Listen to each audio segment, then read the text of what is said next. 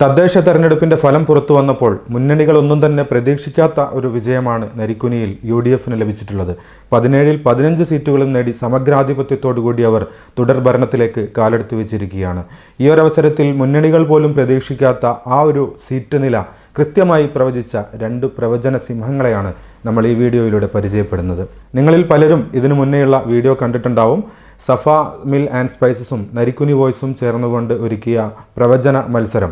ആ മത്സരത്തിൻ്റെ റൂൾസ് പ്രകാരം ആരും തന്നെ കൃത്യമായ പ്രവചനം നടത്തിയിരുന്നില്ല.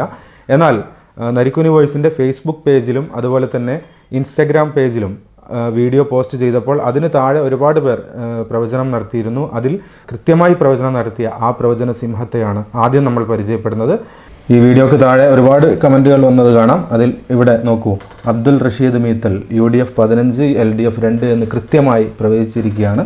ഇന്നത്തെ റിസൾട്ട് വന്നതിന് ശേഷം ഹാഷിം മൻസൂർ CK അതിന് പ്രവചന സിംഹമേ എന്നുള്ള ഒരു കമൻറ്റ് മറുപടിയായിട്ട് നൽകിയിരുന്നു. ആ ഒരു വാക്കാണ് ഈ വീഡിയോക്ക് ഇൻട്രൊഡക്ഷൻ നൽകാൻ വേണ്ടി നേരത്തെ കടമെടുത്തത്. ഏതായാലും നമ്മുടെ പ്രവചന സിംഹം അബ്ദുൽ റഷീദ് മീത്തൽ, അദ്ദേഹം എന്ത് അടിസ്ഥാനത്തിലാണ് പ്രവചിച്ചതെന്നും നമുക്കറിയില്ല. എന്നാലും കൃത്യമായി ആ ഒരു പ്രവചനം വന്നിരിക്കുകയാണ്. ഇദ്ദേഹമാണ് നമ്മുടെ ആദ്യത്തെ പ്രവചന സിംഹം. ഇനി നമുക്ക് രണ്ടാമത്തെ പ്രവചന സിംഹത്തെ പരിചയപ്പെടാം. നമ്മുടെ ഇൻസ്റ്റഗ്രാം പേജിലാണ് കൃത്യമായി കമൻറ്റ് ചെയ്തിരിക്കുന്നത്.